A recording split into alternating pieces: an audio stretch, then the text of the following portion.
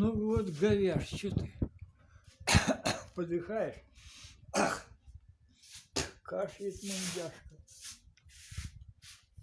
Неужто коронавирусом заразилась говяжка? Мясо решил поесть мундяш при кадыке. Сварил говяж.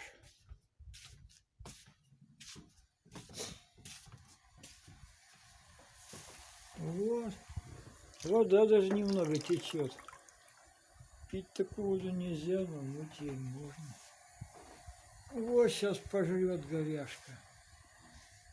Таблетку выпьет, спать будет.